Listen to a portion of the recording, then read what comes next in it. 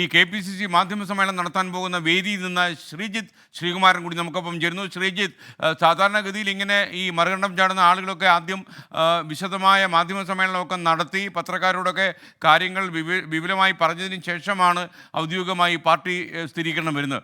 എന്നാൽ ഇത്തവണ Congress K Sudhakaran, V D സതീശനും അടങ്ങുന്ന ആളുകൾ മാധ്യമ സമ്മേളനം നടത്തി പ്രഖ്യാപിക്കാൻ പോകുന്നു. എന്താണ് ഇതിൻ്റെ വ്യത്യാസം?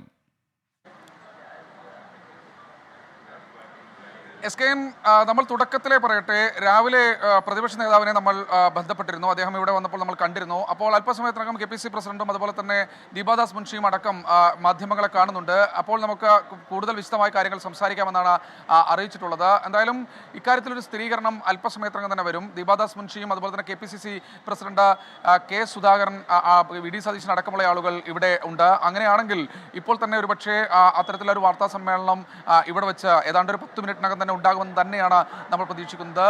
രാവിലെ നമ്മൾ KPCCയുടെ സംഘടനാ ചുമതലയുള്ള ജനറൽ സെക്രട്ടറി ജ്യോതികുമാർ ചാമ്പക്കാലയുമായി സംസാരിച്ചിരുന്നു. അദ്ദേഹവും പറഞ്ഞത് ഇവിടെ വെച്ചൊരു മാധ്യമ സമ്മേളനം ഉണ്ട് എന്നാണ്. അതിൽ ചില കാര്യങ്ങൾ വ്യക്തമാക്കാനുണ്ട് എന്നും പറഞ്ഞിട്ടുണ്ട്. പൊളിറ്റിക്കൽ കാര്യങ്ങളായിരിക്കുമെന്നായിരുന്നു ആദ്യം കരുതിയിരുന്നത്. പക്ഷേ വാർത്ത മാറിയിരിക്കുന്നു. സന്ദീപ് വാര്യർ കോൺഗ്രസിലേക്ക് എന്ന തരത്തിൽ വാർത്തകൾ വന്ന സാഹചര്യത്തിൽ ഇപ്പോൾ തിരഞ്ഞെടുപ്പ് കമ്മിറ്റി ഓഫീസാണ് ഇത്. കോൺഗ്രസിൻ്റെ കേന്ദ്ര തിരഞ്ഞെടുപ്പ് കമ്മിറ്റി ഓഫീസാണ്. ഇവിടേക്ക് തന്നെ ഒരുപക്ഷെ സന്ദീപ് വാര്യർ വന്ന് കോൺഗ്രസിൻ്റെ അംഗത്വം നേരിട്ട് സ്വീകരിക്കാനുള്ള സാധ്യതയാണ് നമ്മൾ മുന്നിൽ കാണുന്നത്.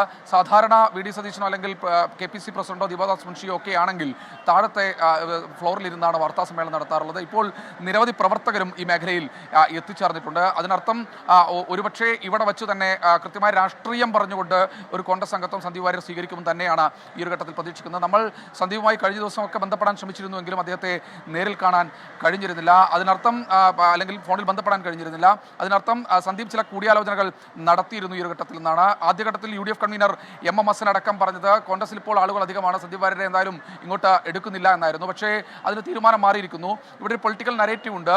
BJPക്കെതിരെ പോരാടാൻ ഇവിടെ ആര് എന്ന പാലക്കാട് വോട്ടുകളുടെ എണ്ണം എടുത്ത് പരിശോധിച്ചാൽ തന്നെ BJP വോട്ടുകളും BJP വിരുദ്ധ വോട്ടുകളും എന്ന തരത്തിലേക്ക് കാര്യങ്ങൾ എല്ലാ ഘട്ടത്തിലും ഒരു 3 തിരഞ്ഞെടുപ്പായി മാറുന്ന ഒരു കാഴ്ചയാണ് കാണുന്നത്. BJPയാണ് 2ാം സ്ഥാനത്ത്, 1ാം സ്ഥാനത്ത് കോൺഗ്രസ്. അവിടെ പരമാവധി സെക്കുലർ വോട്ട് എന്ന് കോൺഗ്രസ് വിശേഷിപ്പിക്കുന്ന CPMന്റെ വോട്ടടക്കം ലഭിക്കേണ്ടതുണ്ട്. അതിനർത്ഥം പ്രധാനമായും പറയേണ്ടത് കോൺഗ്രസ് ആണ് BJPക്കെതിരെ നിൽക്കുന്നത് എന്ന ഒരു പ്രതീതി വരുത്തേണ്ടതുണ്ട്. നിലവിലെ സാഹചര്യത്തിൽ വലിയ തോതിൽ ഇടതുപക്ഷം അവരുടെ പ്രചരണം ഒരു ഭാഗത്ത് മുന്നോട്ട് കൊണ്ടുപോയിക്കൊണ്ടിരിക്കുന്നുണ്ട്. സ്വാഭാവികമായി അത്തരത്തിൽ ഇടതുപക്ഷം BJPക്കെതിരെ പ്രചരണം നടത്തുന്നു. കോൺഗ്രസ് BJP ഡീലെന്ന് ആക്ഷേപം ഉന്നയിക്കുന്നു.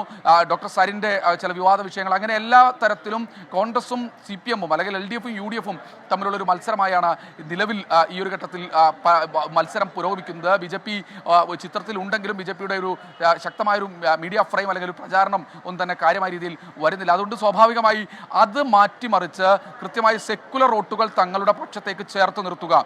സന്ദീപ് വാര്യരെ പോലൊരാൾ BJPയിൽ നിന്ന് കൃത്യമായി രാഷ്ട്രീയം പറഞ്ഞുകൊണ്ട്, രാഷ്ട്രീയ വിയോജിപ്പ് പറഞ്ഞുകൊണ്ട് പുറത്തു വരട്ടെ എന്ന നിലപാട് കോൺഗ്രസ് സ്വീകരിക്കുന്നു. അതിനർത്ഥം നേരത്തെ CPM നേതാക്കളടക്കം പരവതാനി വിരിച്ചിരുന്നു. മതേതര നിലപാട് സ്വീകരിക്കുകയാണെങ്കിൽ നമുക്കപ്പോൾ ആലോചിക്കാമെന്ന്. പക്ഷേ സന്ദീപ് വാര്യർ ആ ഒരു ഘട്ടത്തിൽ ആ ഒരു നിലപാട് സ്വീകരിച്ചിരുന്നില്ല. പിന്നീട് ചില അഭ്യൂഹങ്ങളൊക്കെ ഉണ്ടായിരുന്നു. ചില ഇടതു പാർട്ടികളുമൊക്കെയായി സന്ദീപ് വാര്യർ ചർച്ച നടത്തുന്ന തരത്തിലുള്ള അഭ്യൂഹങ്ങൾ ഉണ്ടായിരുന്നു. പക്ഷേ അതെല്ലാം തന്നെ തള്ളിക്കൊണ്ട് ഇന്ന് ഇത്തരത്തിലുള്ള വാർത്തകൾ വരികയാണ്. സന്ദീപ് വാര്യർ ഫോണിൽ ബന്ധപ്പെടാൻ ശ്രമിക്കുന്നുണ്ട്, അദ്ദേഹത്തെ ഫോണിൽ ലഭിക്കുന്നില്ല.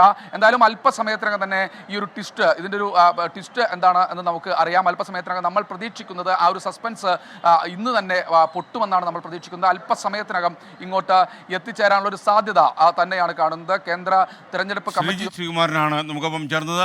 സന്ദീപ് വാര്യർ കോൺഗ്രസ് ഓഫീസിൽ 11:30 മണിക്ക് എത്തിച്ചേരും. അതിന് പിന്നാലെ വാർത്താ സമ്മേളനം ഉണ്ടാകും. KPCC അധ്യക്ഷനും വി ഡി സതീശനും ഒക്കെ തന്നെ ഈ മാധ്യമ സമ്മേളനത്തിൽ പങ്കെടുക്കുമെന്നാണ് അറിയുന്നത്.